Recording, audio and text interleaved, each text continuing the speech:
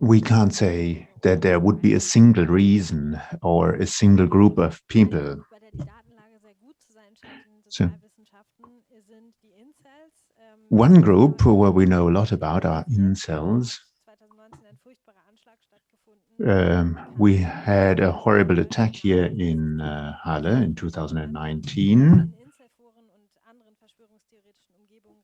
And it turned out that the perpetrator got socialized in incel groups. But we also can observe, well, the sound is too low. Um,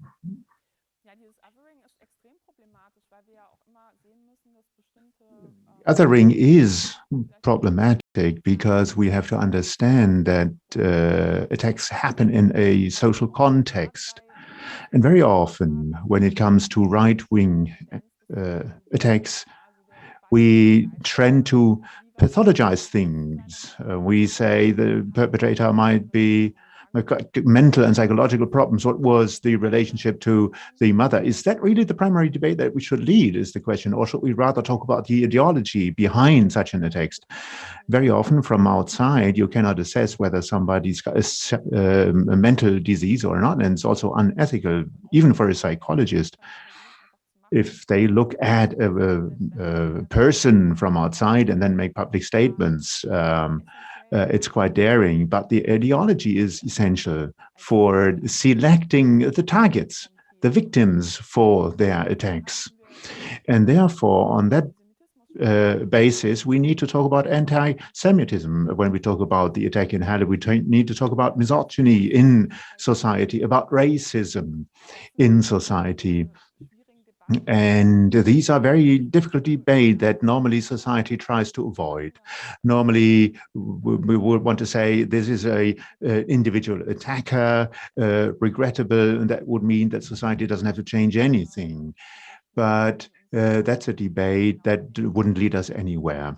Just in the same manner as you should not pathologize attackers by saying they've got mental problems, psychological troubles, and they didn't know what to do. And what they did, that makes the perpetrators being not responsible for their attacks, although it was a deliberate decision. We need to have a more reflective approach so that we not only take a look at what the relationship was between the attacker and his mother, but you also have to understand in the first place, what does it mean for society? What does it mean, this attack, for the society, for the victims of an attack, for the community, if they believe they can't, they have the feeling they cannot go to the synagogue anymore and feeling safe there. And things have a little bit moved in society and changed, but I'm living in Berlin, and in Berlin,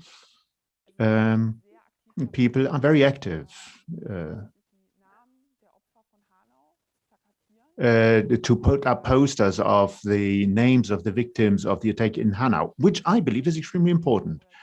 We should not only talk about the attackers, the criminals themselves, but we need to make the victims visible. And it would be great if we reached a point where we do not remember the relationship of the attacker to his mother and what he looked like, but if we rather remembered what all that meant for the victims and how they developed and how they coped.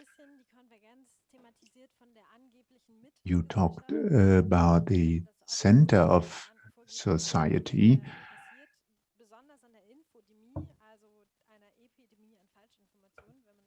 The tone is too low. We can't use it for interpreting. I don't know whether it's a problem with the microphone. I guess that is the case.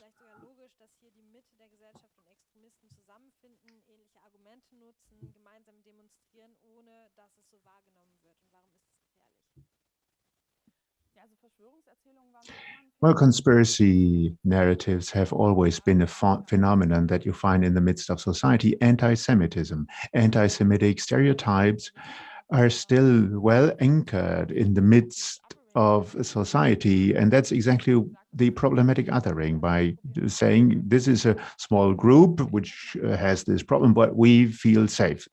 On that basis, you can't change anything in a sustainable manner. And I believe that we need to have a new discourse, a new debate about modern right-wing extremism.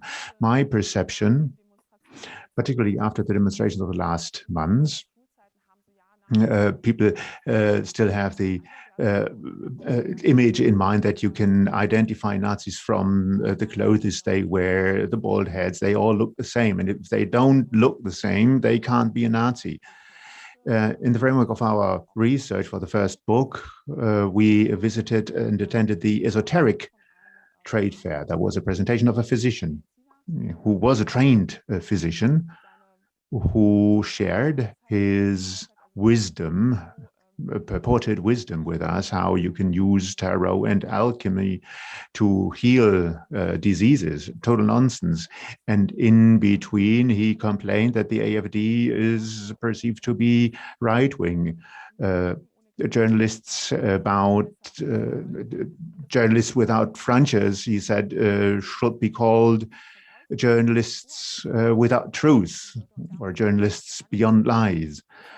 The audience applauded. So we have to say that the image of right-wing extremists having a certain appearance is nonsense. There are Nazis in pinstripe suits who are very eloquent, who studied at university, got a graduate degree from university. So these groupings are much more threatening and dangerous if you look at how they fare and walk through the institutions. There are think tanks which are well-equipped, well-funded, and they are educating and raising the next generation of right-wing extremists. So othering is also a discourse about what you find in the midst of society.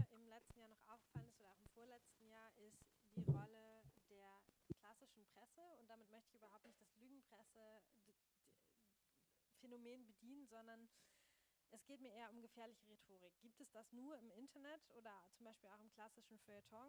In den Politikwissenschaften kennt man ja die Hufeisentheorie. Nun hört man in letzter Zeit öfter den Begriff der False Balance in der Berichterstattung, vor allem klassischer Medien eben.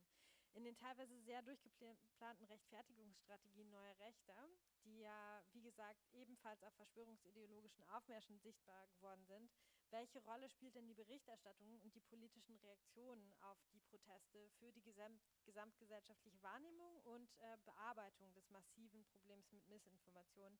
Und vielleicht als spezifischere Frage, warum fällt man hier teilweise scheinbar auf bekannte Methoden des Astroturfings herein? Ja, also das frage ich mich ehrlich gesagt manchmal auch.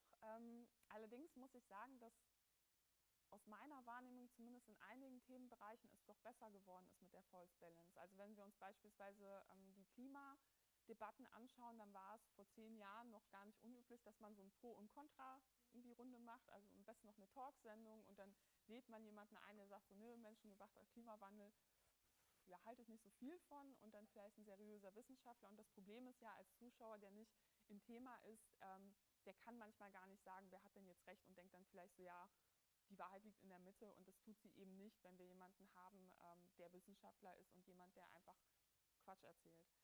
Und bei der Berichterstattung über verschwörungsideologische Demonstrationen oder auch die extreme Rechte habe ich das Gefühl, dass manchmal auch so dieser, ja, also es ist da ein Wechselspiel gibt zwischen Verschwörungserzählungen über Medien und Reaktionen von Medien. Also gerade auch im Rahmen von Pegida war ja auch dieses Verbreiten des Narrativs einer Medienverschwörung zentraler Bestandteil. Und das ist eigentlich zentraler Bestandteil auch fast jeder Verschwörungserzählung, weil das natürlich eine Immunisierungsstrategie ist. Wenn ich behaupte, jeder, der mich kritisiert aus den Medien, der ist halt Teil der Verschwörung, ist das natürlich auch ein sehr bequemes Bild, vor allem für Parteiengruppierungen mit einem sehr autoritären Politikverständnis.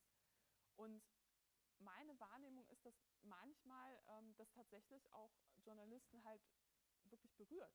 Ja? Also man möchte, also was Schlimmeres gibt es für jemanden, der sich als Journalist versteht und seinen Job gut machen will, wenn Leute ihm plötzlich vorwerfen, du bist nicht das, was du vorgibst zu sein. Ja, und dann geht man sofort in die Verteidigungshaltung, ne? Und hat das Gefühl, so, oh, hier schreiben mir so viele Leser, ich muss da irgendwie drauf eingehen. Und das Problem ist natürlich, dass da, und du hast das Wort Astroturfing auch benutzt, dass das teilweise aber gezielte Kampagnen sind. Also es gibt immer wieder auf Telegram Aufrufe, hier folgende Redaktion hat einen Bericht gebracht, den finden wir nicht gut, schreibt den mal. Ja? Und was dann aufläuft, sind dann natürlich Massenmails oder halt Copy-Paste-E-Mails. Und bei den Redaktionen ist eine große Unsicherheit. Ja? Also ist das jetzt die Mehrheit der... So you write to the journalist, and then of course there are these mass emails, etc. However, there is always the danger that during these campaigns, people sometimes don't know that these are targeted campaigns.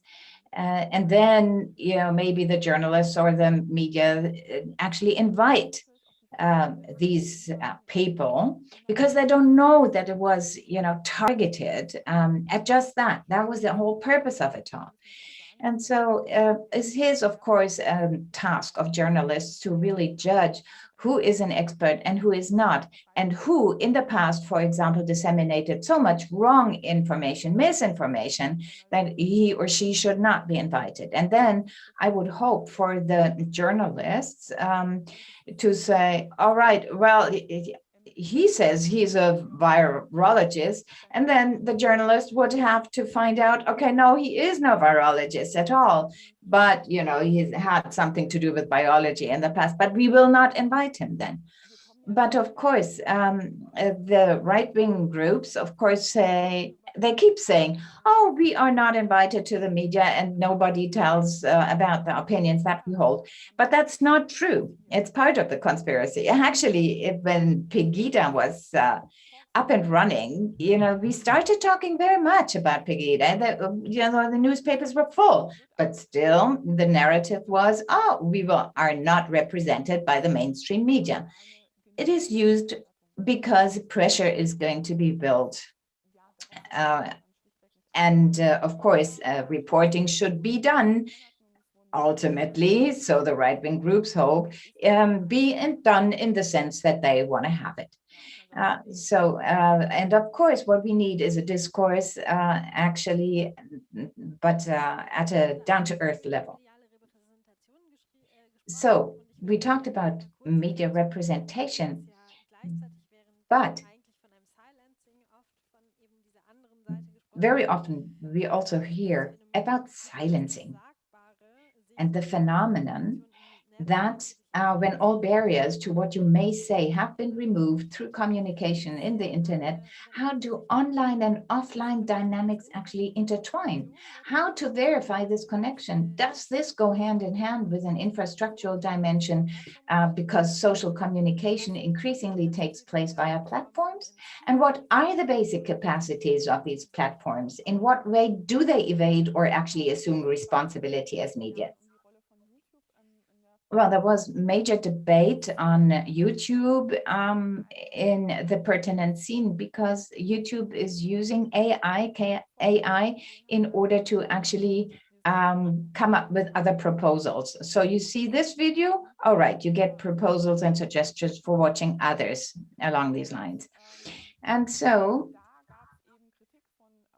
there was criticism raised by many experts who said, well, there's a suspicion, and of course we don't know for sure because we don't have YouTube data, and that there are, you know, conspiracy bubbles where you're basically sucked into, not for any ideological reason, but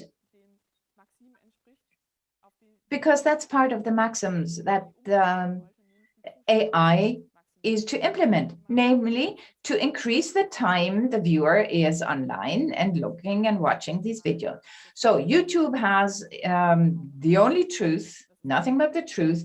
And then, of course, you know, this is something that is wonderful advertising. You know, if somebody says, ah, YouTube, that's where I get my information from. And lots of things have changed. Lots of things has been changed on the platform, but of course the conspiracy theorists keep on saying that, YouTube, this is what is, mainstream actually, and there are other platforms, there are Twitter, there's Telegram, etc. But it has something to do with the algorithms behind TikTok, behind Twitter, behind all of these platforms. How is ranking being done? And that is the point. And in most of these social networks, the question is whether you can stay neutral, or whether you actually get all these clicks that you need in order to get better rating. And that is basically what the algorithms do today. Now, my opinion is this. I believe we have to enter a discussion, even though,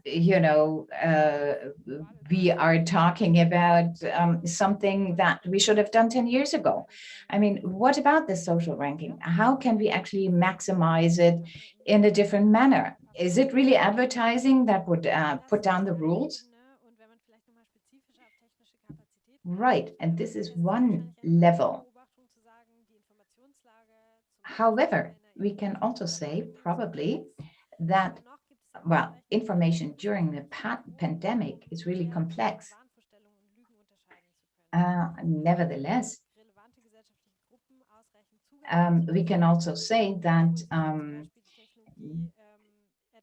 even though you bear the title of an expert, that does not protect you from rather idiosyncratic interpretation of the world and reliance on studies that speak to a very selective perception. So in an online world in which knowledge is fortunately often freely available, but still needs some kind of structure, how can we actually develop all that? Well, believing in conspiracy theories, just pointing fingers towards the internet, I think that's not good enough, because there are the so-called flat earthers, is that a YouTube phenomenon? There are psychological studies showing just that result. During a flat earth conference, people said, oh yeah, it was YouTube that told me that. Now, however, there were others pointing to other sources. So people think it's an internet phenomenon. However, last century or so, there was somebody from Great Britain who also said, well, the earth is flat. It was really a media event. It was an influencer back then even, but without, the internet, who actually also founded a society for the flat earth. And actually what is being told today in YouTube videos is not anything else from what we heard a century ago. And it was actually also what was printed in the papers, but not all people actually were interested in that kind of information. So you have to be clear on that, how to actually see whether a page is fishy, or whether an actor is, serious or not. Or what about the studies that he or she relies on? Where can I get an overview of peer-reviewed papers? And maybe it's a magazine where everybody can tell his or her opinion. All of that can help, this background knowledge, but it's not a guarantee to get right information. I found it very exciting to have a talk with somebody from North Rhine-Westphalia and commissioner for religious sects. And she said, well, very often it's the parent, it's the kids who actually call us saying, okay, my parents, old grandparents even, they are looking for something and they're talking about something and I'm concerned. It's the young ones that come to us and actually talk about it, and not vice versa. So that's very interesting, because what you need is, or to understand, is that there is somebody who you have to relate to, and to take him or her at your hand in order to protect him or her, because media literacy is where it's at. Now, if you look at oft bilden ja oder teilweise bilden Cyberpunk-Kulissen wie Matrix, die ja auch von aufgeklärten Netzaktivistinnen gemocht werden, die Kontrastfolie für eben diese neuen Kulturkämpfe, in dem zum Beispiel zitiert wird die Losung. In your opinion, why do cyberpunk settings like Matrix, which are also used by informed net activists, often form the playing field for the new cultural struggles? So with the slogan, choose the red pill, for example, and are there any narratives to counter this development? And also that brings me to the potential counter strategies. So why is the obligation to identify yourself in the net currently being called for? Rather unlikely to be a solution for the present conflict. What could work instead to strike a balance of interests? Well, there were conspiracies that really happened. Think of the Watergate scandal. They are being used as an argument for why conspiracy theorists are right.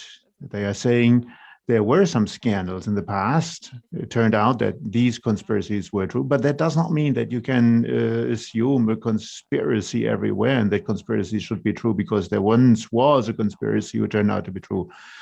I think it's worthwhile to take a look at how these real and genuine scandals or conspiracies, if you want to call them, how they were disclosed. They were not disclosed by somebody publishing a self-shot YouTube video claiming that there is a world conspiracy behind it, but it's so secret that no other evidence exists. No, fact of the matter was that genuine scandals were disclosed by investigative journalistic work. There were witnesses, there was proof and evidence in the NSA disclosures. A whole lot of journalists checked material. There were investigative committees in many countries, amongst others also in Germany, in order to come to terms with these scandals. In Watergate scandal, there were assumptions at the very beginning, but later on, the facts were there on the table. It was not just speculation, but there were evidence gathered, and that's the difference between conspiracy theorists and investigative journalists. They're just looking very soberly for proof, for a source, for evidence. And what would be a good indicator for sincerity is the way how counter-arguments are being responded to. There's not a general statement, those who criticize me are part of the conspiracy and I don't need to deal with it, but they respond to criticism and counter-arguments. And once something wrong has been spread, everybody makes mistakes, scientists, researchers, journalists do it, then you would live up to it and say, oh, sorry, I made a mistake here. And that is what Mr. Droste does in a very, very good manner, stating that, oh, I was wrong. It's not as bad as I thought. But conspiracy theorists don't do it. In more prominent names, I wouldn't know of any example where they would have done so unless they would have been forced to do so by a court. Other than that, misinformation would be spread for years without any correction. So if I look for some name and I find the history of that person then on 20 sites of fact checkers, in the case of doubt, it's not a trustworthy source. Let me just look around. Well, let's just continue.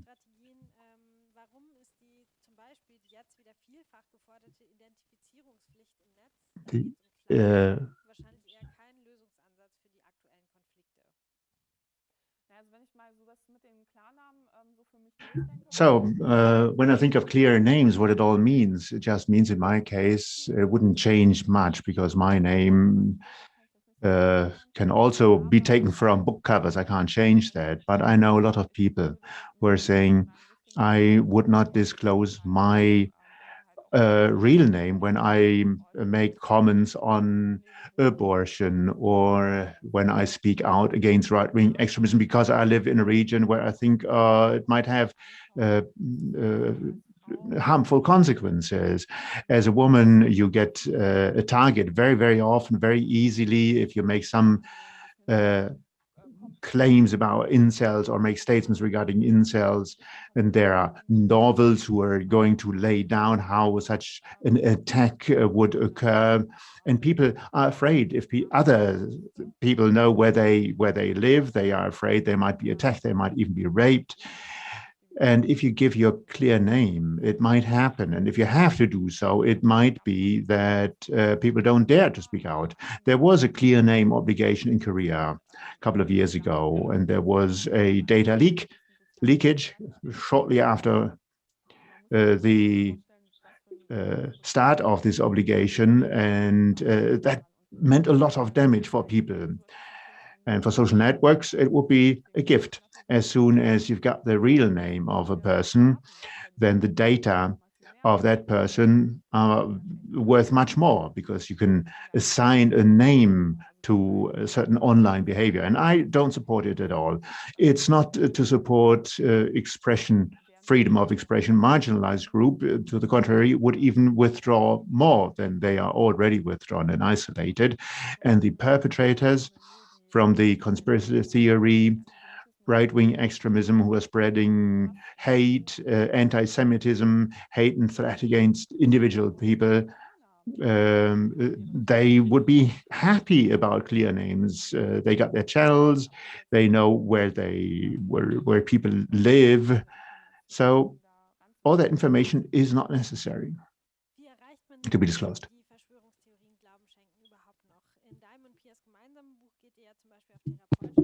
So how do you actually reach the people who are writing like that? And Carolin and yourself, well, Carolin and Pia, actually in your book, have also been talking about self-care or the other issue. Now, what's your take? Well, you need both. And what I find interesting is when I talk to people who have somebody in their direct environment who believes in conspiracy narratives, I find it striking how strongly committed they are to it.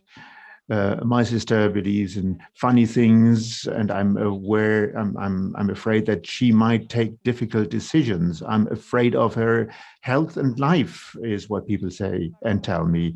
And it's very important then to take a look at how that affects you. If the conspiracy narratives are strong and drastic, you need to draw a line.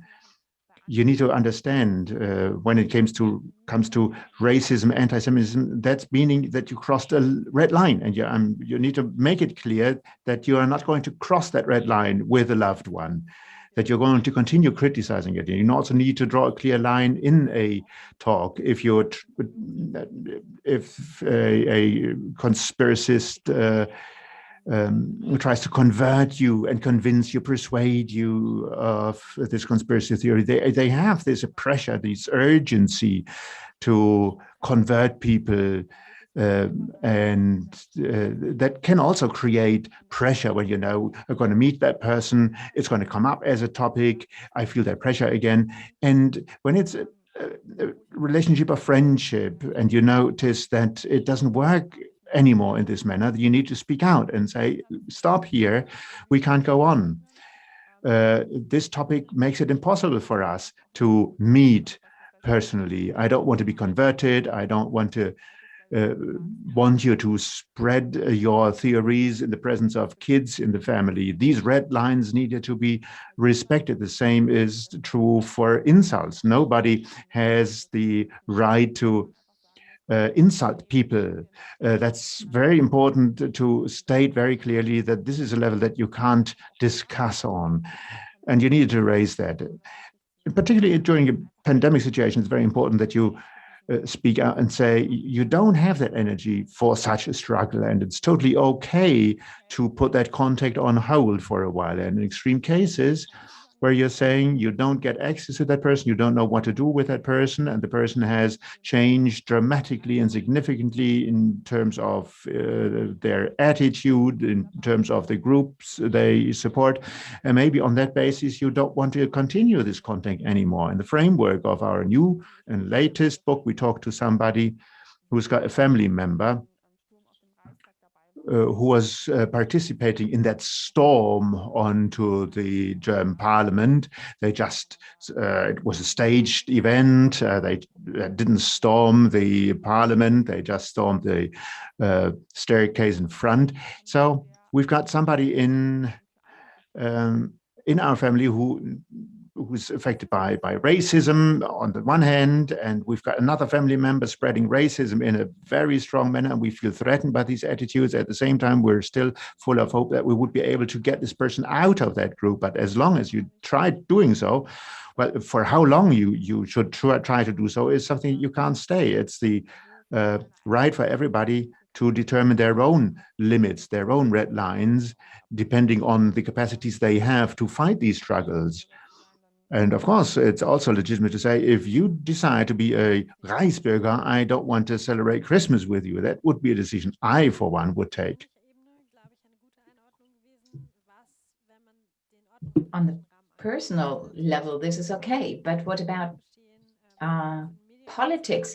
What will be important to get from politics, media corporations, the individual, the personal level? Because, you know, prevention is also an issue, and it has been eroded. It was frustrating and disappointing when I did the research for our first book. We looked at some great initiatives who've been working on conspiracy theories for many years now. And at that time, one of the oldest projects on the topic of Reichsbürger, they were about to lose their funding. That should not happen. That must not happen, because here we're dealing with topics and issues which have great relevance for society at large, where there is a very clear threat coming from one group. The weapons were found within the Reichsbürger movement. A police officer got killed by a Reichsbürger, and under these conditions, to cut back on funding of such an NGO is unacceptable. And one of the lessons from the corona pandemic should be, I believe, that the whole topic of the new right-wing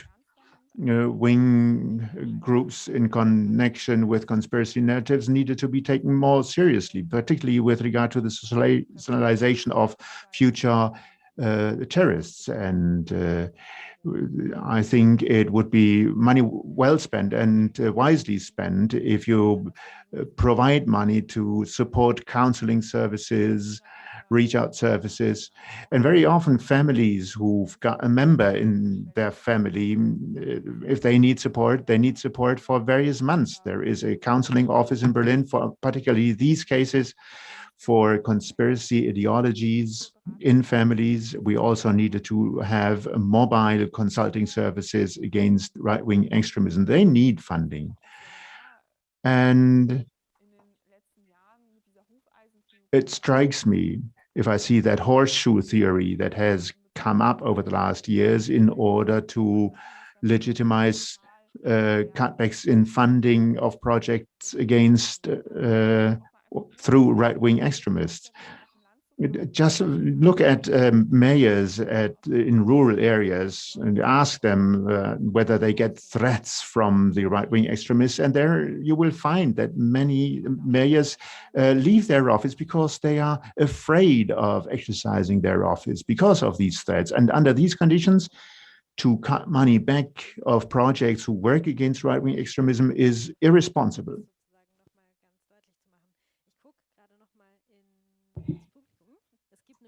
So let me take a look around here. Was bringt Menschen dazu, eine Freundschaft zu zerrütten, Recht zu bekommen für eine Verschwörungstheorie, die nicht einmal die eigene ist, sondern von der man angesteckt wurde? So we are talking about a conspiracy theory among friends. But how to deal with that then? If your friend says, well, this is what has happened to me, and this is who I am now, and so what do you do?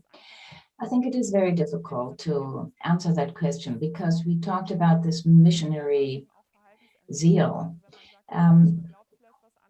So, okay, it's all right if you say the other one believes in something else, has faith in this or that, okay, then that's good. Maybe we can switch to a different topic. However, there are everyday conflicts also in terms of the pandemic. You cannot go see grandma. This is a different type of story. It's a different type of conflict. It has nothing to do with the attitude of this other person, but what is it that she or he is doing, and what type of consequences are there in terms of our family at large. So that's action, but that's not the spiritual attitude behind it. So what I found very interesting is this. We heard from institutions that sometimes it does not even work at all to try and start to discuss. You say something and then the other one is just shouting back at you. So then you have to go and try to reach that person via a different layer, that is an emotional level maybe. So in order to actually have control in a situation of this kind.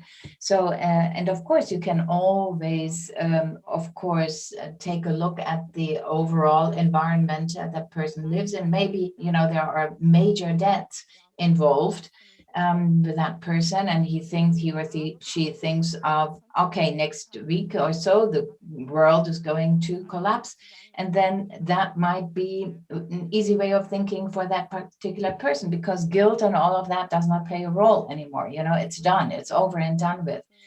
And discussing will probably not lead to a situation where conspiracy theories will be overcome. But what is important is to try and find a way to communicate and, to reduce the struggle.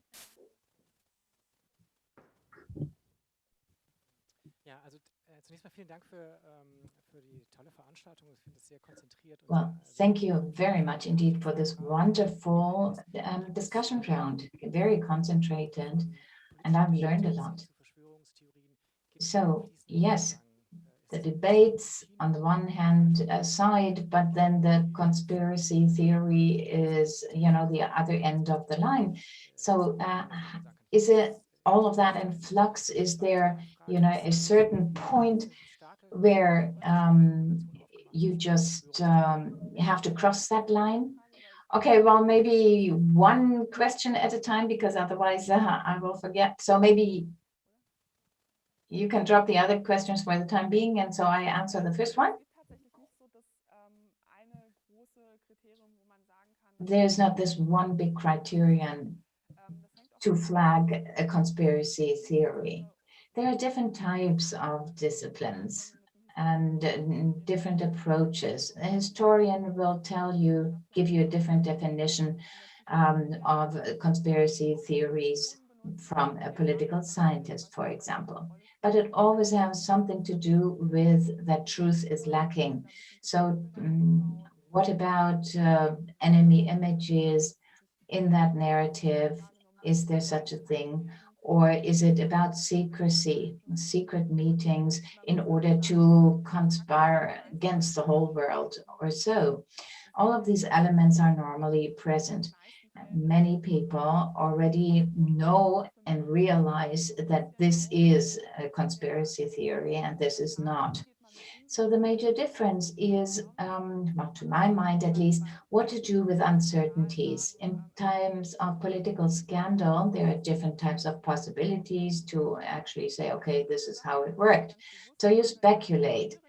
And then you say, all right, well, I speculate that this might have happened. Okay, but I don't have any kind of proof. And let's see what happens and whether proof will come out. Now, a conspiracy theorist actually says, no, I believe that this happened like that. So not asking for proof or anything like that, but actually saying, oh, I'm a very valuable person because, I go against the grain. I'm not mainstream. I'm something special. And that is also part and parcel of the conspiracy theories. And so therefore, there are those people who are just blaming each other. For example, you are a conspiracy theorist? No, I am the real one, because otherwise the group that I'm in, my peer group, is just getting too big and I'm not so special anymore.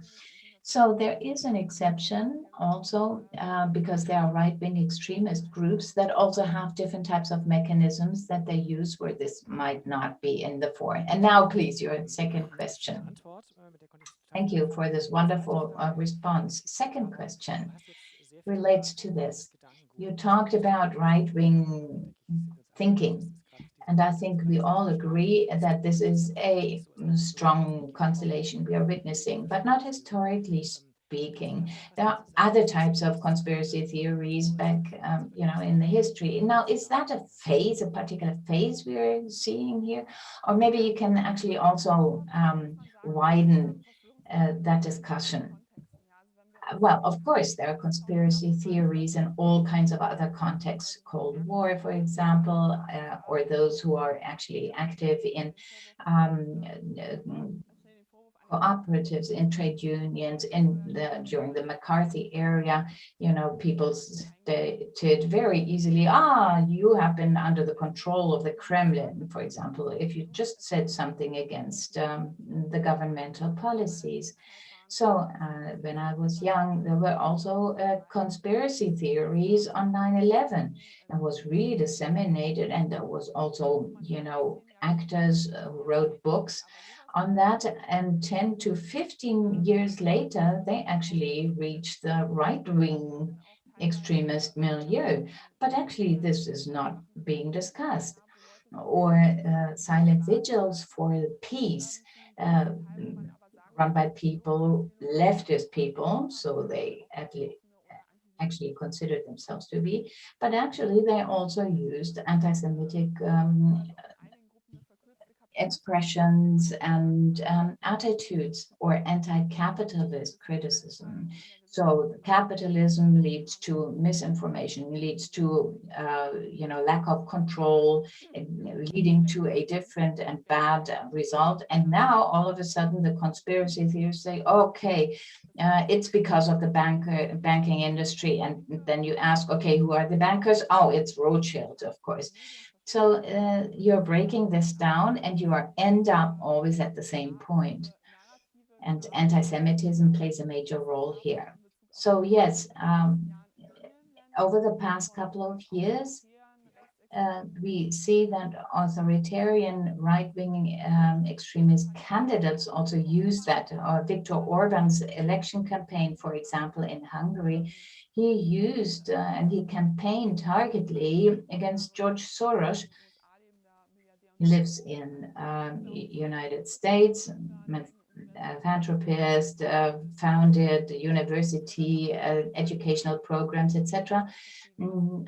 Open society, against racist, against Semitism, etc. He is a Jew. And of course, Viktor Orban said, okay, this is the enemy, because, he wants to influence and manipulate our society with the money that he has, etc. So this is, an accusation of, the fake press, the fake media were lying all the time. And then fake news, of course, was made an instrumental word under Trump, in the Trump administration. Nevertheless, it never sticks, all these lies never stick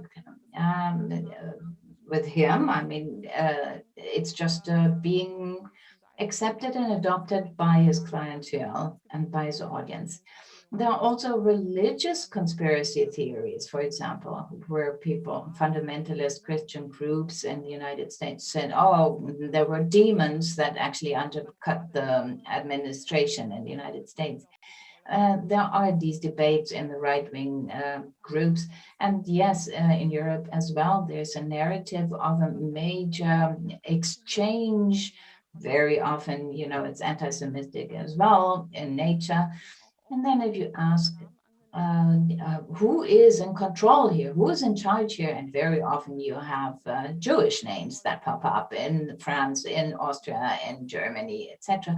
And so you also have to understand that, unfortunately, this is also a successful recipe for mobilizing such groups. You've touched on a very important point, which I would like to summarize. We're in an election year, and with your profound knowledge and your interdisciplinary approach, what would you expect to happen on a political landscape once the election campaign comes into full swing? Well, I'm concerned that in the election campaign, conspiracy theories are going to play an important role. These narratives played a role in the past, being promoted by AfD groups and groups close to the AfD. Gauland once said in a press release, we talked about the great replacement, literally, and during some of the elections recently, there were wrong news about manipulation of the election processes. Foreigners were sent, they said, to the election booths to vote, which was a wrong statement. And the extreme right-wing movement in the United States, or everywhere, has been following the recipes of the Trump team in the United States. Everything that turned out to be successful would be copied here. Sometimes it works out, sometimes it doesn't. But I'm sure that these narratives of an election manipulation is being taken up by many actors and group of activists. Over the last months, we were able to see that the AfD is looking for closeness and for close links to conspiracy theorists. It's not very clear that all those who support Denken would vote AfD or other parties, but still there were so-called media conferences that were hosted, where so-called alternative media representatives, that is right-wing extremists and conspiracy theories, were invited. It has to be assumed that conspiracy narratives are going to continue playing an important role in the election campaign. And we should not forget the pandemic is not over. We would wish it to be over, but we see the numbers in the United Kingdom rising because of the new mutation being spread there. And maybe the situation is going to change in a couple of months. We can't forecast it, to my mind. Thank you very much. I think you showed very well how urgent it is for us to act, to better understand the momentum in this field. You also showed how urgent it is for us to respond clearly, to also make use of all legal instruments at our disposal. You talked about the various ranges of conspiracy theories. Now, if you were to share with us a piece of advice or a demand, what would you share with us then? Well, my piece of advice would be to be courageous, to be bold, and to show courage in face of adversity. Sometimes you underestimate how much you can change as an individual. Sometimes it takes only one in a group who says, no, I don't think this conspiracy theory is right. There are fact checks. This is wrong, and I don't support you spreading it. This is racist and anti-Semitic. Sometimes it's only one who needs to make such a short statement, and then others would also stand up and say, no, that's a valid point. I don't support it either. You just need to be courageous. And when it comes to conspiracy narratives, fact of the matter is that the earlier you intervene, the more chances you have to really get through and assert your position. If you wait longer, discussions are going to become more difficult and you wouldn't be heard at all at the end of this process. So I'd like to encourage you to be bold, daring, intervene in these debates, make yourself heard, because on that basis you can indeed prevent from people sliding into this rabbit hole. It was quite motivating what a journalist told me only recently, who was also present at the Capitol on 6th of January. He said, looking at the mood, looking at the atmosphere there, and judging on the basis of what happened in the United States, he believed that we are a far cry away from that. We don't have that rift that goes through the entire society. It's one of those myths about this silent majority. But if we look at surveys and polls of the last months, we can say that the trust and confidence in media and science has increased as a result of the pandemic. It's not the fact that a majority would attend events hosted by the AfD and other conspiracy theories. No, it's important to be self-aware and self-confident. There is no rift going through society. It's just a small group we're talking about, and we don't want them to determine our discussion. Thank you very much for the talk. I've been following your work for many years, and I'm just wondering, when would your next book be published? Next year.